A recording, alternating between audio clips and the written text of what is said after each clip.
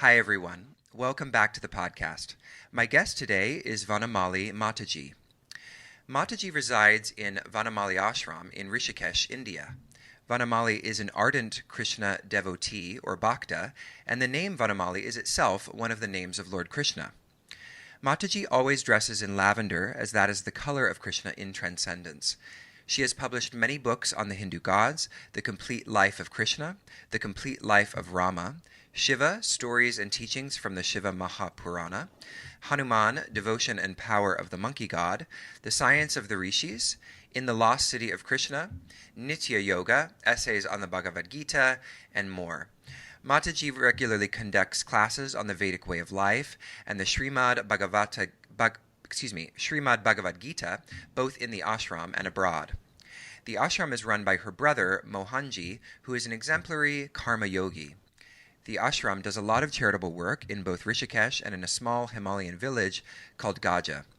About 100 widows are being given rations, and many have also been adopted by various philanthropists all over the world. They also help in running a small village school in Gaja and a tribal school in the Wayanad district of Kerala. So with that, hello, Mataji, how are you today? Namaste, I'm fine, thank you. Very happy to meet you at last, face to face. Yes, it's very nice to meet you as well. I'm very looking forward to having this conversation.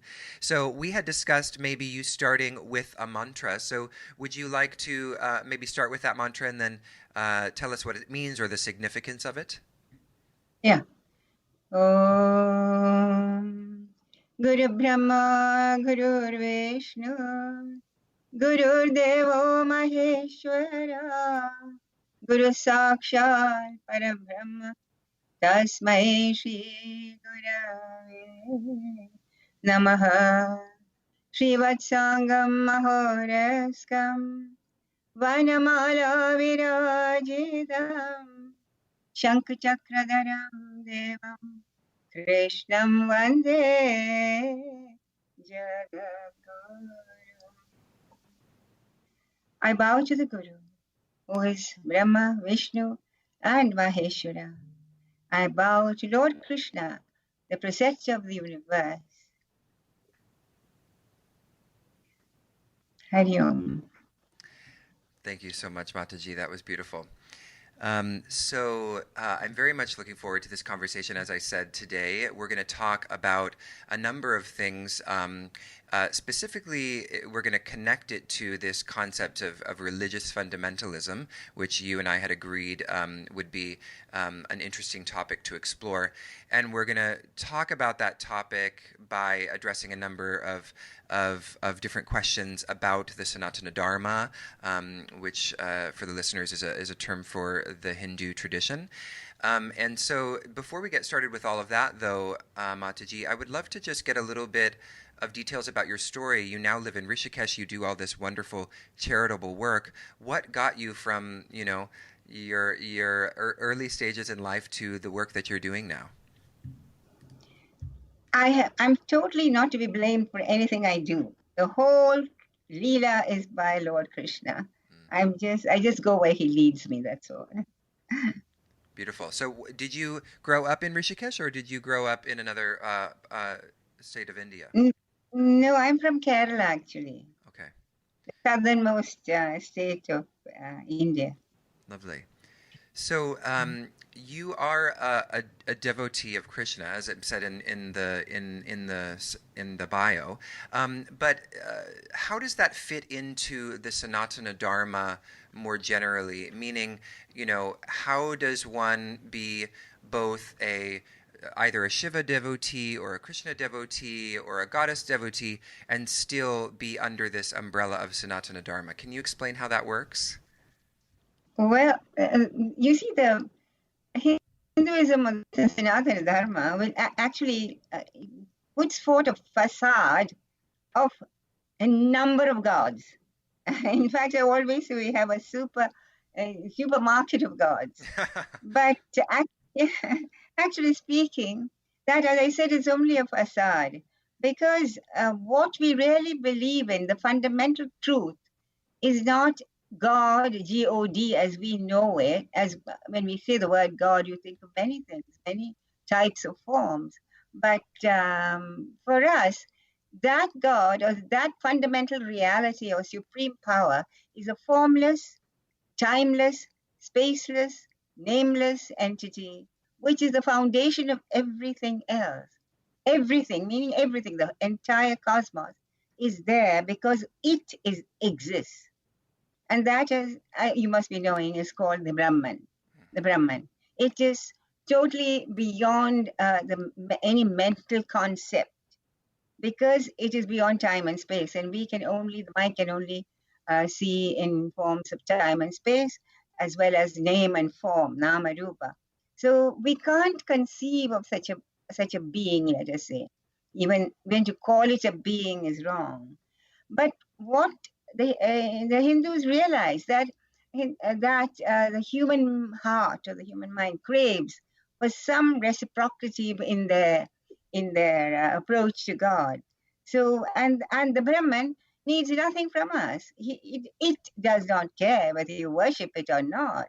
It is totally it is just there. It's a support of everything.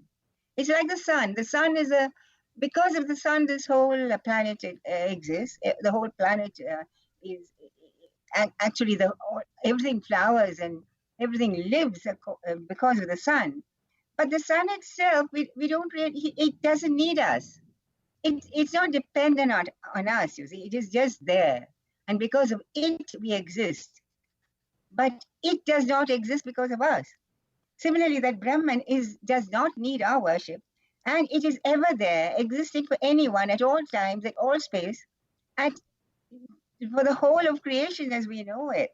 So then, as I said, the human heart longs for some reciprocity from any deity. So then, Sanatana Dharma said from Rishi, let's say from the ages, they said, okay, then since that is everything, including ourselves, mind you, that's very important. If that is everything, we are also included in that.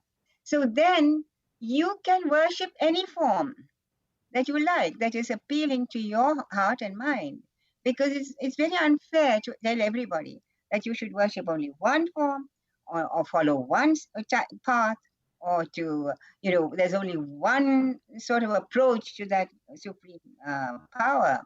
Because all of us are different and made in different ways.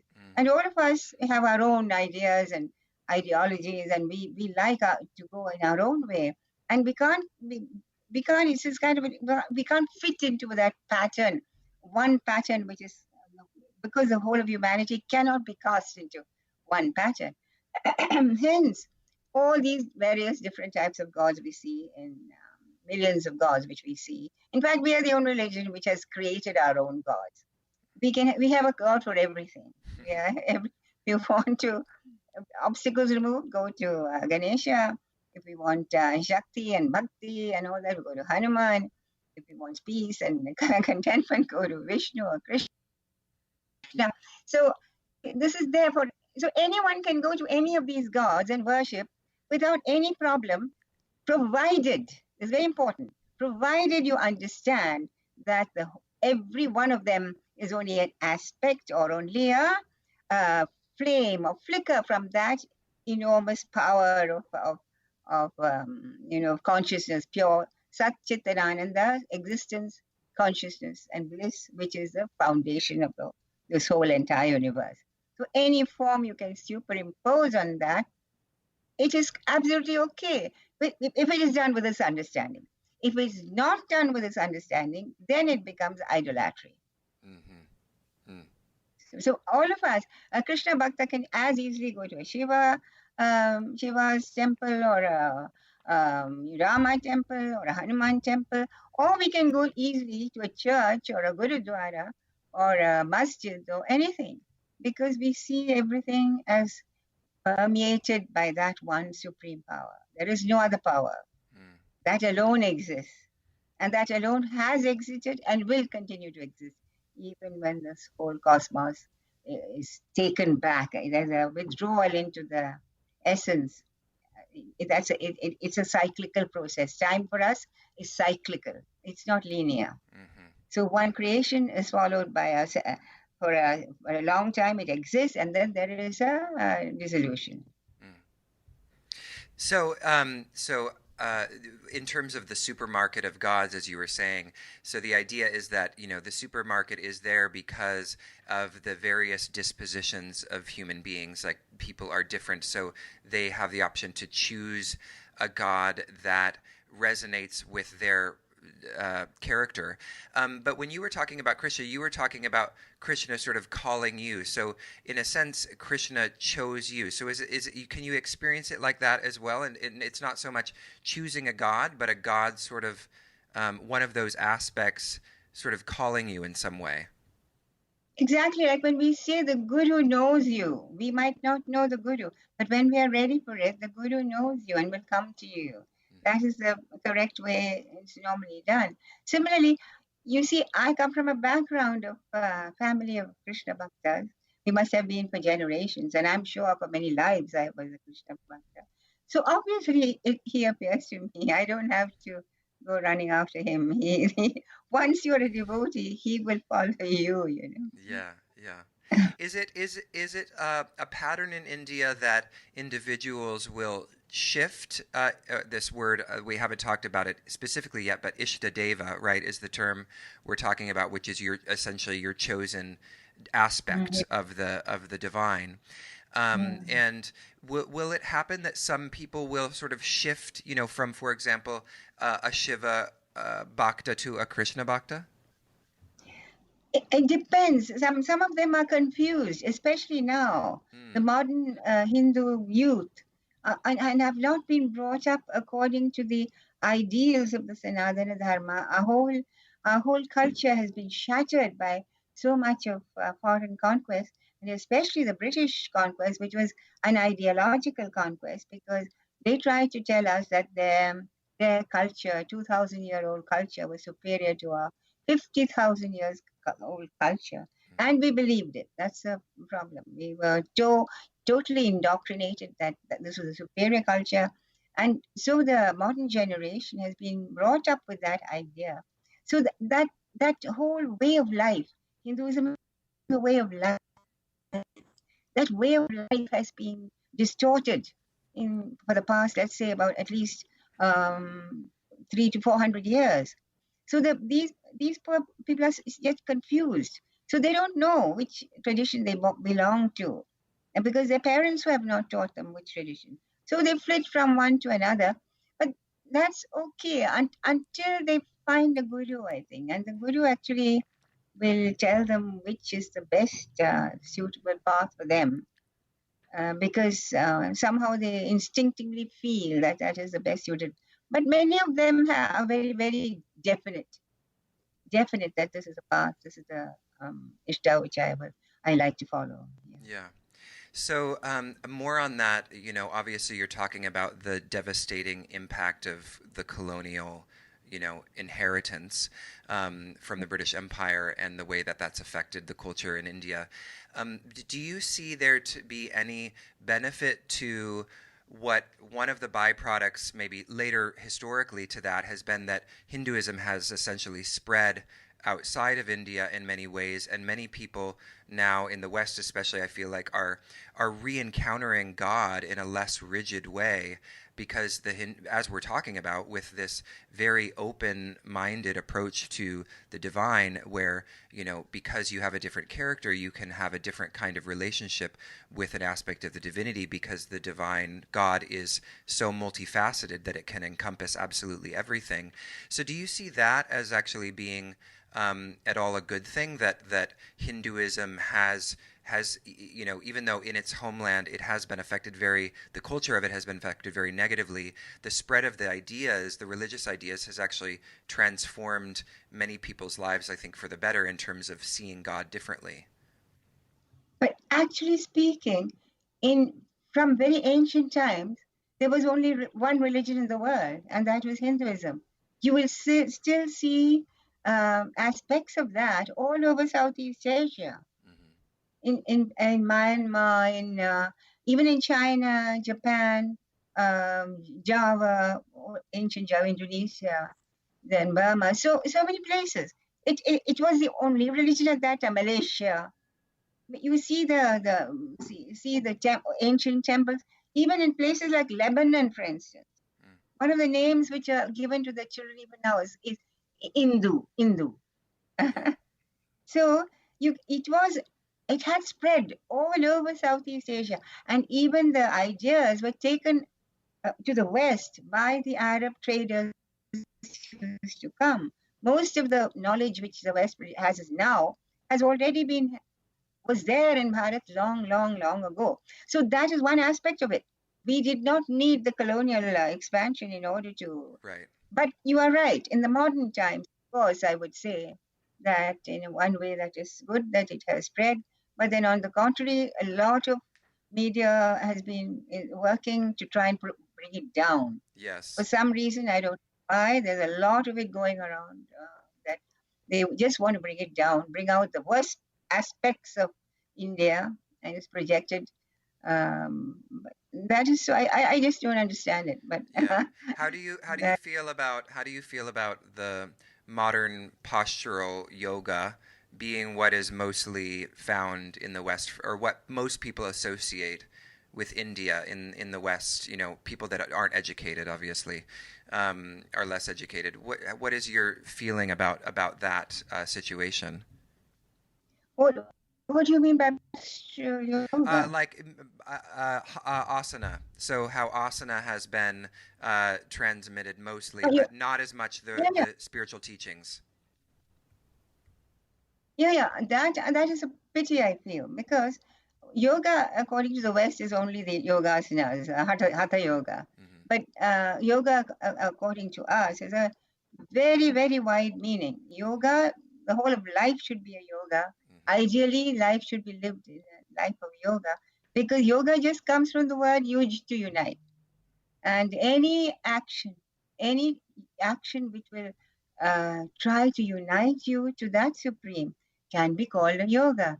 That's why the Bhagavad Gita has 18 chapters, and all of them are known as a yoga, Hmm. including the very first chapter, which is Arjuna Vishada Yoga, or the yoga of Arjuna's sorrow, which means even sorrow can be a yoga That's if it beautiful. directs you to God. That's beautiful. I love Yeah. that. I mean, it highlights the fact that every human experience can be a doorway if perceived in the correct way, right? In fact, it has to be. Mm. It has to be. Krishna says that 24 hours yoga is what he demands. That's why my essays on Bhagavad Gita is known as called Nitya Yoga, or the yoga of constant communion. Mm. How does one Every So how does one stay? Can you get, for those listening, it sounds beautiful, constant union, but how do I cultivate that? You can do it only when you realize that this entire universe, entire world, every stone, stick, and mud, dot of dust is only imbued with that divine spirit. So that when you train your mind to see nothing but that divinity anywhere, everywhere, Vasudeva Sarvamidhi, Samahatma Sadurlabha is what he says in the seventh chapter of the Gita. That means he who sees Vasudeva, or God, Supreme God, in everything. Such a Mahatma, he's a Mahatma, he's a great soul who can do that, he says. Hmm. And that is the only way. Otherwise, how can we keep on constantly thinking you can't? You can't keep on saying Krishna, Krishna, Ram, Ram, Ram, and your mind is busy doing something else. Yeah. That doesn't work. So you have to train your mind to see him everything. When I look in your eyes, what do I see? I see myself. And who is myself? But that with the self of the whole universe, Mm. isn't it? It's beautiful. Yeah. So, I love this teaching. It's so profound, and yet people struggle with it when they encounter. And this is something that when I was preparing for this interview, you said something very interesting about evil. So when people encounter, terrible things happening in the world, when they look at the news and they see all of the hate, and then at the same time they're supposed to be following a teaching of seeing God everywhere. It sounds like it's also saying including in all of the bad stuff. So can you talk about that and how we grapple with that? Yeah, because for us, everything emanates from Brahman. But that emanation in the world is a world of duality. Hmm. So light and shade, night and day, sorrow and joy, happiness and unhappiness, evil and good. You cannot bifurcate the two. And then you see, because that is the Western scholars, they didn't know how to deal with the question of evil. So they promptly created a devil on whose poor head all evil was kept. But we didn't do. So we didn't do that. We said if God is omnipotent, omniscient, omnipresent, everything has to come from him, both evil and good. You cannot say that somebody else is evil and that means God is not omnipotent. He's impotent because everything he does can be brought down by the devil. So that is the important thing, that whatever so-called evil which we see, which the criminal things which are being done, as asuric forces. We have Daivic and Asuric forces. These forces are constantly fighting with each other on internal, inside us, in the society, as well internationally, as well as in a transcendental plane. Sometimes one wins, sometimes the other wins. So this goes on. But unless we accept the fact that this is also that supreme power, we can never come to terms with life as it is. We'll keep on blaming God for something or other. And when there is, we can't blame God for anything. We have created this. If we have created a hell in this earth, it is our fault. Because we were capable of creating a heaven, but we chose to create a hell. That's why, again, as Krishna says in the Bhagavad Gita, if there is a heaven, he says, it has to be found here and now. Ihaiva sarga is what he said. Here and now. How can you cannot postulate a heaven which you can get only after death. That doesn't work, he said. So this is something we have to, and the only thing what can we do? The only thing we can change is our own selves.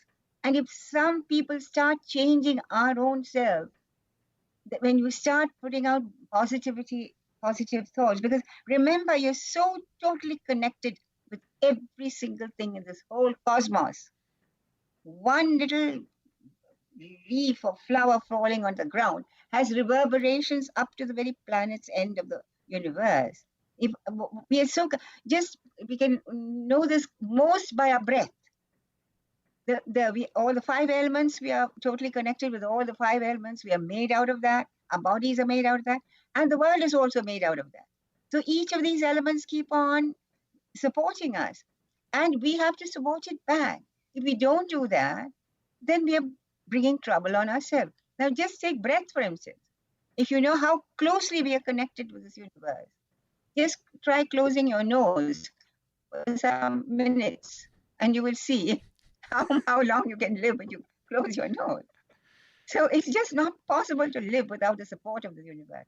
And if we don't realize this and we don't give back what we get, then we are bound to suffer, you see, because that's not the cosmic law. That's not the cosmic dharma.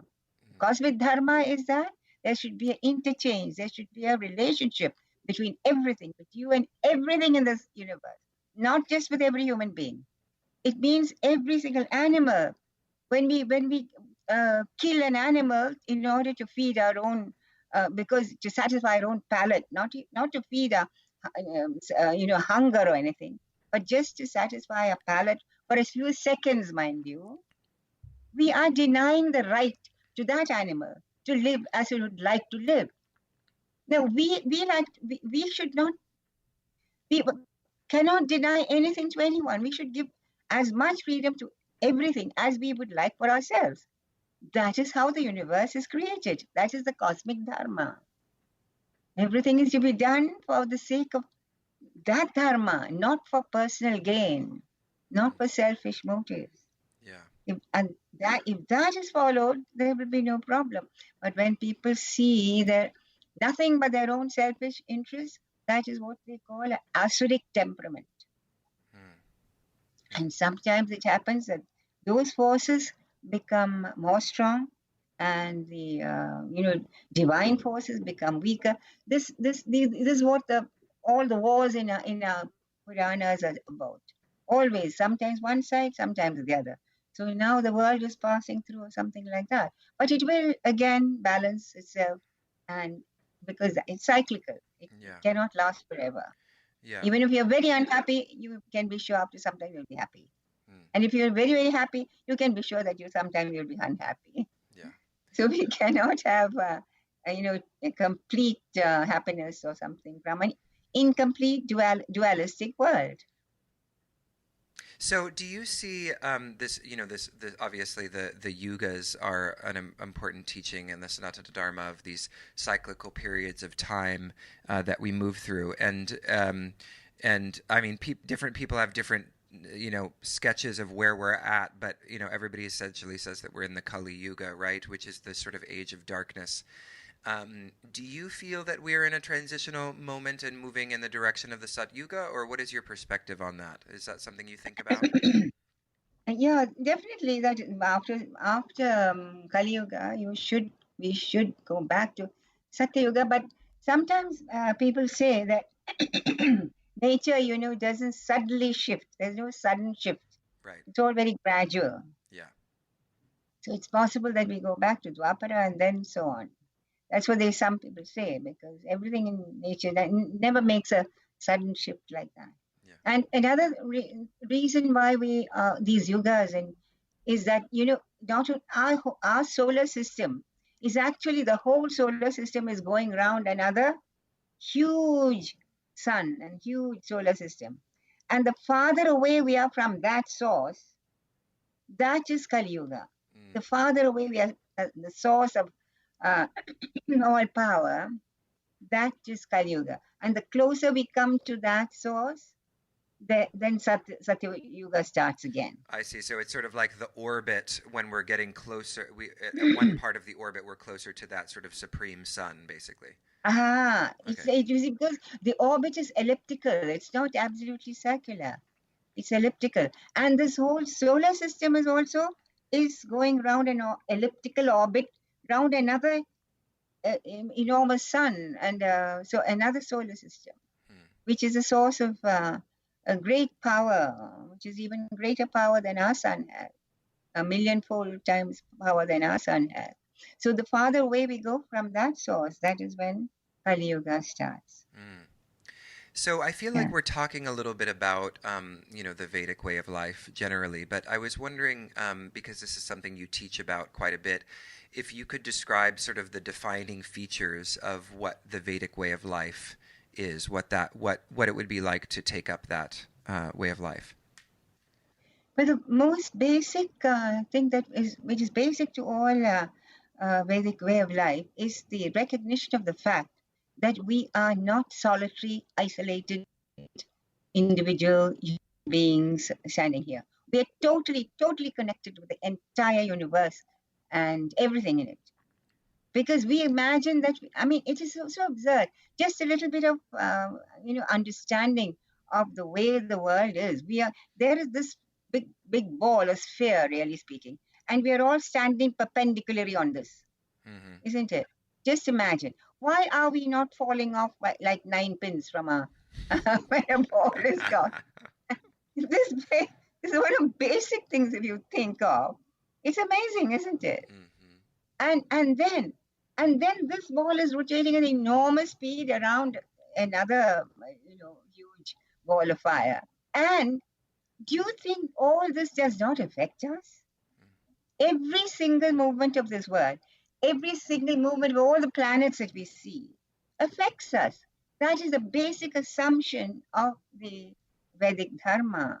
There is a cosmic Dharma which, keeps the whole thing, makes the whole thing into a cosmos and not a chaos. Why is it the universe is not in a chaos like the traffic on our Indian roads? because there is that dharma. There is this cosmic dharma which fuses, which keeps everything together in a proper place. Now, when the human being does not recognize this, when the human being decides that he is the master of this universe and everything here is working for his sake, then naturally you go against the cosmic dharma. So the main thing for the child, a Hindu child to be taught is that you are part of this universe. From the time you get up till the time you go to sleep, and let's say even from the time you're born till the time you are dead, you should remember this. The moment we get up, we are told to just touch the earth and tell her, "Forgive me, I'm going to stamp on you today." The original mother. That we start with that, and then we go on to before after you do all your, and everything is divine. Everything is imbued with divinity. That's why before we take a bath, we make a prayer. Let this water. Now, there's this water which is actually you invoke all the rivers, and we take that bath.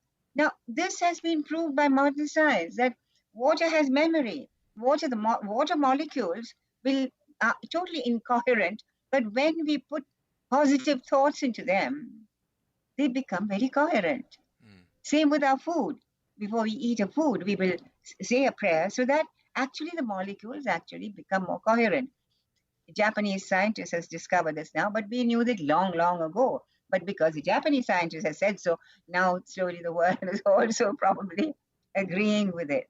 So everything, as I said, from the time you get up in the morning, then before that, before you have your own breakfast, you're supposed to go out and feed the birds, give some grain or something, feed a cow or a dog or whatever it is that you have, and water a plant. We all have a tulsi plant in our house. So that this means you are showing your allegiance to the plant kingdom, the animal kingdom, to the cosmos, and that's how we are totally connected with that. That memory should be with us. That is the Vedic form. If that memory is there, the whole world will be such a beautiful place because there is so much of love for everything, every creature, and this world which we live in, and other human beings. Which, of course, there's no need even to say. We all know that we should love our neighbor, even if he is a rascal and rogue. But we have been told we should love him. So the reason why we should love him is what Hindus have said. He might be a rascal and a rogue, but then he still has a spark of divinity in him. And therefore try to find that divinity in him. Because the other is only an external show. Yeah. His reality is divine. So I want to go back a little bit to something you had mentioned when you were talking about, chanting mantras or doing prayers and how that affects the physiological. And this, of course, brings up the topic of mantra and the role of sound in the Sanatana Dharma tradition. So, I feel like this is one of the most powerful teachings and something that is just not even considered in the Western world, really, is the role and the power of sound to transform. And so can you talk a little bit about the science and the philosophy of sound as it's understood in the Sanatana Dharma? You see, our language in which all these things were written is Sanskrit, as you know. Yeah. And Sanskrit is really the master of sounds, I would say. The Sanskrit language is composed of the different various sounds which our human tongue can make. And then, of course, we all know it's they were the ones who discovered the power of sounds, which is only a very recent sort of an experiment in the West. But they realized that sounds have a tremendous power. So the mantras are the methods of the rishis took to try and capture the form of the divine, of those different divinities. They captured that form into that sound, so that it is said that if a certain number of times that mantra for that specific divinity is chanted, the form will actually take place. you will start seeing that form.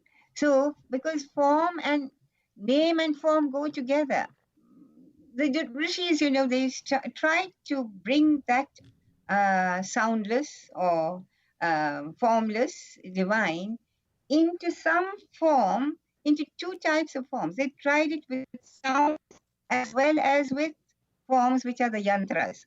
Mm-hmm. So the sound form of the deity is a mantra, and the form which you can see is the yantra. So each deity will will have their own mantra and their own yantra also. So they try to capture that which is not available to the ordinary language through these sound forms and written forms. So mantras are very, very powerful because, as I said, every sound you make. If I say cat, you will think of something which goes meow meow. You won't think of something which goes wow wow. So that sound cat is associated with a form. So these mantras, but one important fact about this is that the mantra has to be chanted correctly. Mm-hmm. When you start talking a different language and you go and you come to India and you think you know Hindi and you say something in Hindi and the person looks at you quite blankly and you think you're saying the right word, but the person doesn't understand you because you're not saying it, pronouncing it correctly. Very often it happens. We come here and Westerners try to think that they know Hindi and they tell you something and I look blankly at them because I don't know what the hell they're talking about. Now it might be the same with you when somebody goes there and we say something in an Indian accent, you won't understand. So the mantras, what is important is them is not the meaning but the sound. Mm. And that's why I always tell those Westerners who try to learn the mantra that you should learn it from a guru who will teach you the proper pronunciation. Because if it is mispronounced, it can even have opposite effects.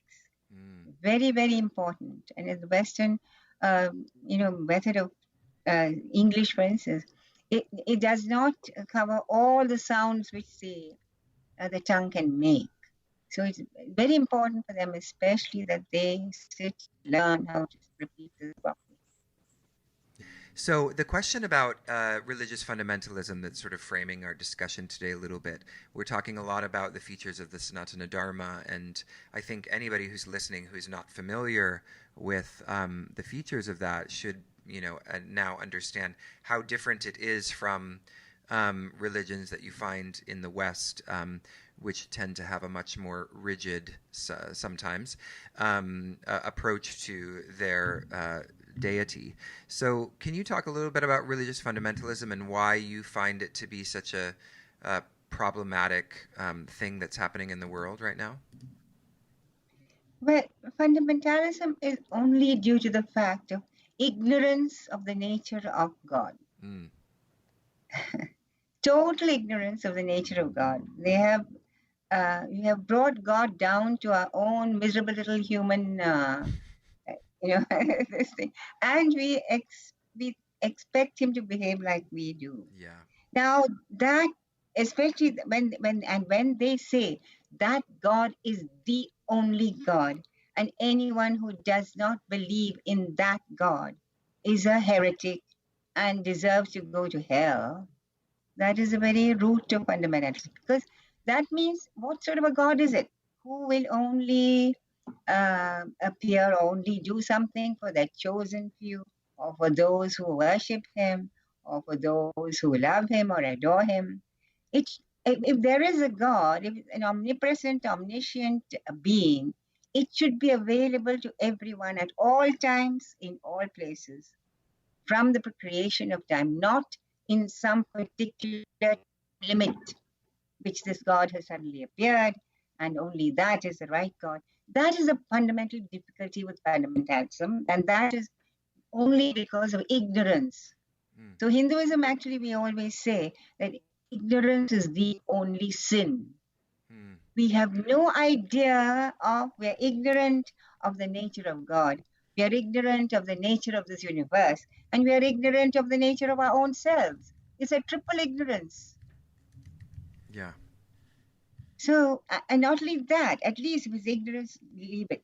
But we are insistent that only our view is the correct view. Now, if we want to feel that we are correct, should we not give the same freedom to another to worship their God as they like? Isn't that freedom to be given? When we deny that freedom, then it turns into fundamentalism. And this is the problem with the world today, really speaking. We don't have any other problem. Yeah. Everybody are quarreling about the nature of a God which they've never seen. Nobody has ever seen and will never see. Yet all the quarrels are going on about this. Why don't they bother about all the things which are happening in this world? People are starving, people are, unhappy. Why don't they try to right these wrongs instead of quarreling about a God which nobody has seen? It's amazing, this apparently intelligent creature that the human being calls himself can't even see this. It's the saddest thing of all, I would say. Yeah. And that is the very root of fundamentalism is only ignorance.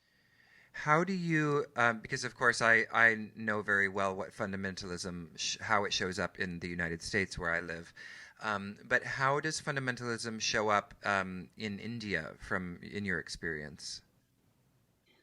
Here, everybody tries to convert the Hindus because the Christians will try to convert the Hindus. The Muslims will try to, because the Christians cannot convert Muslims and the Muslims cannot convert Christians. They're all very determined and very, steadfast in their beliefs. The poor Hindu, on the other hand, is a wavering sort of a foolish creature, really speaking.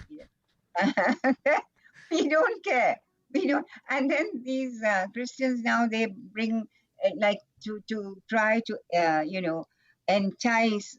Normally they will all their actions are towards very, very poor people, tribals, so that they can entice them with some money, and also they will bring out pictures of Christ giving the Gita, standing in a chariot, and all the different Hindu symbols they bring in to try and tell these people that this is only a type of it. You might as well call yourself. There's no problem in that. And they will believe because they don't mind adding one more God to their numerous list of gods, you see. Mm-hmm. And if they get benefits out of calling themselves Christians, well, why not? That is their attitude. Whereas that same thing can never be applied even to the poorest of the Muslims or the poorest of the Christians in India. And in Kerala especially now, there is what they call a love jihad, by which the Muslim boy is given a tremendous amount of money if he can marry a Hindu girl of a higher caste or a Jain girl or a Brahmin girl. They get money for that. They entice them, and then they become, it's a racket. It's a tremendous racket which is going on in Kerala now. Because they're determined, there's so much of this thing. It's a race between Christianity and Islam in Kerala as far as they're concerned. And Hindus do nothing about it. I don't know why, but we just remain and, we say some things and all, but we don't really do anything much about it. Yeah. So it's a sad state. So to go back to what you said about Hindus, in a sense, kind of being impressionable in that way easily, because is that, it's because, for example, a Hindu could worship Jesus because they would see that Jesus, just like Shiva and Krishna and the forms of Shakti, is also an aspect of the absolute. Is that? Yes, we're very happy to accept Christ as another avatar, but the Christians won't accept that. Yeah, exactly. Because he's the only avatar. Yeah. But for us, we have numerous avatars. Yeah, that's the only difference. Yeah, totally. So the fundamentalism comes in the Abrahamic religions because they have only one avatar, only one God, and that is in a form, in one form which they have chosen. And just recently, mind you, when we consider the enormous time the world has gone through, these are very recent gods. Yeah. And to say that unless you believe in that particular form, you are a heretic and condemned to eternal hell is so unreasonable. I really don't understand how the modern scientific minded human being can actually swallow this. It's Yeah. very strange. Um, Yeah, it is very strange. I mean, I think that on the one in particularly in this country, the scientifically minded tend to be atheistic, which is just as problematic because the reason they're atheists is because they deny the rigid monotheistic God. But actually, if they did understand more the kind of possibility of what God can be, as we've been discussing, then yeah, atheism isn't as easy to claim because yeah, if you recognize that God is in every particle of existence, how do you yeah. deny that God exists? You know? Exactly. So that is because of that's why I'm saying we come back to the fundamental question of ignorance. Yeah. Ignorance, ajnana, that is the root of all our troubles. If we know who you are, if I know who I am, and what God is, I mean, to the extent that my mind can know, Yeah. that is a transcendent yet immanent being, and the nature of the world, which is so closely connected with us. If we know these triple things, we would not have fundamentalism, you know. Yeah. And it's so reasonable and so scientific. Modern science has proved that almost everything that the Hindus have taught is scientific, has a basis in science. Mm. It's not an unreasonable religion at all. No, not at all. Beautiful. Well, this has been lovely. I want to end on a positive and uplifting devotional note. So I want to circle back a little bit to for our kind of the final part of our conversation to the book that you recently wrote, which I read because I did a review for it for our soon to be published print edition of Tarka in The Lost City of Sri Krishna. And in that, this is essentially an account of your own experience of Leela. Is that correct? Yes, that's the only book I've ever written in which I've brought myself into it, rather. Yeah. And that was a revelation, really speaking. I mean, I don't know how I wrote it. I have no idea. It was it was something which is totally beyond my control. It was like a trance-like experience. Yeah, but also because here, I have to go from the sacred to the secular, people will come and meet me, and then I'll come back here, and then again I'm in a world of my own Yeah. when these experiences seem just to take place. And There was sorry, go ahead. yeah, no, I mean that it was a very strange experience. That's all I can say. I mean, it's beautiful and it's interesting because a lot of we hear about Leelas, of course, for anybody that's familiar with the kind of Vaishnava Bhakti traditions, but we very rarely get a first-hand account of such a rich experience of it, and it was very beautiful. And I felt like it really, more than any other thing else I've ever read, I felt like it made Krishna feel very close, like very present, and very much a close friend in a way that I haven't experienced even reading the Bhagavad Gita. So it's very beautiful. Have you read Sri Krishna Leela? Did you read Sri Krishna Leela? I haven't read that one yet. You should read that first, actually, because then you'll know what his life was like. Okay, that's another one of your books. Yes. Yeah. Okay. I think in the States it's just called Krishna. That's all. Krishna. The complete story of Krishna. Exactly. I have. Yeah, I The do inner tradition. Yes, I have that book actually. It's somewhere in here, so I'll read that one after our interview. Okay. So, is there anything else that you wanted to share about religious fundamentalism or any of the other topics that we've talked about, Mataji?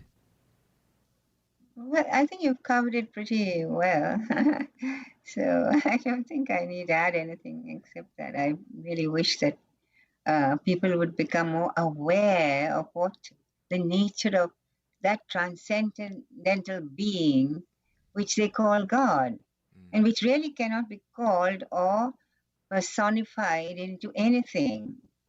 we are bringing him that, I don't even say him, that to our own level, and a very, very poor level of understanding. How can an ant ever understand a human being just by, nibbling a bit of his toe? That's what we are doing. Yeah, yeah, And then that's okay if they realize that. But to say that that is the only truth, yeah, that is the most pitiable thing, which shows what a waste of human intellect. yeah. You described in one of the talks I listened to.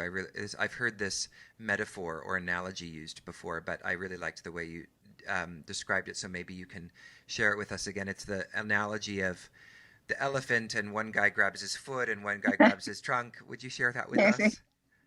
exactly. What, five blind men actually, they go to see an elephant, and one grabs his foot and says, "Oh, elephant is like a tree trunk. It's huge."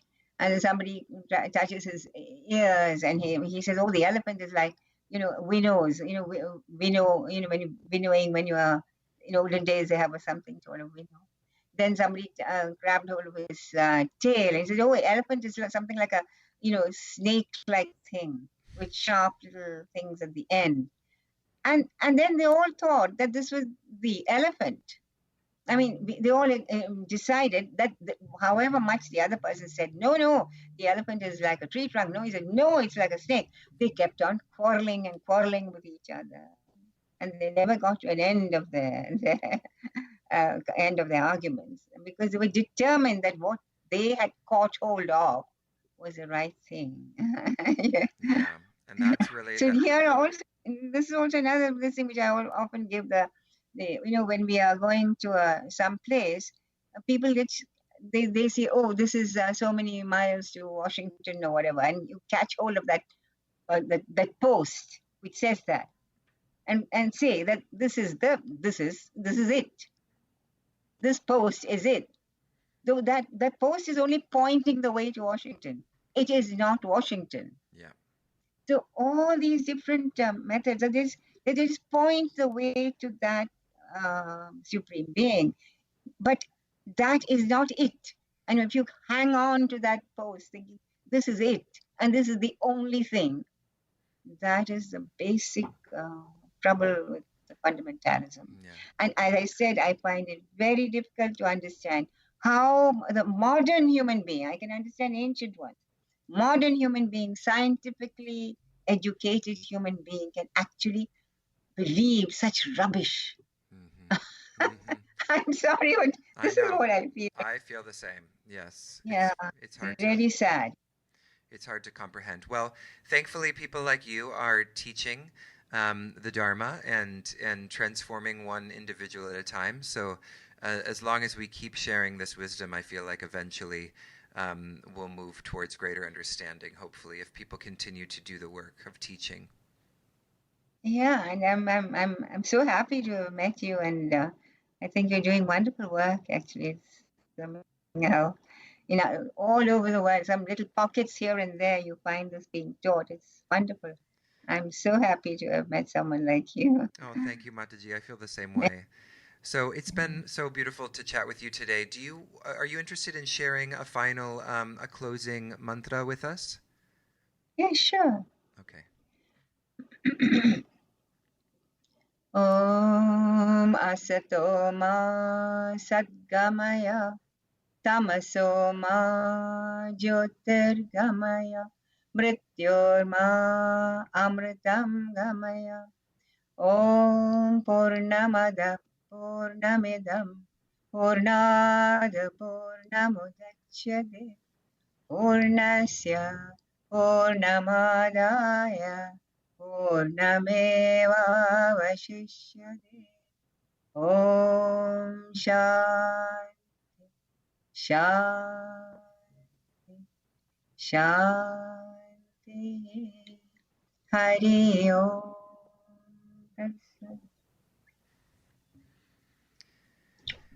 I've been speaking to Vanamali Mataji, who is tuning in from Rishikesh, India. Thank you so much for listening. Thank you, Mataji. Thank you.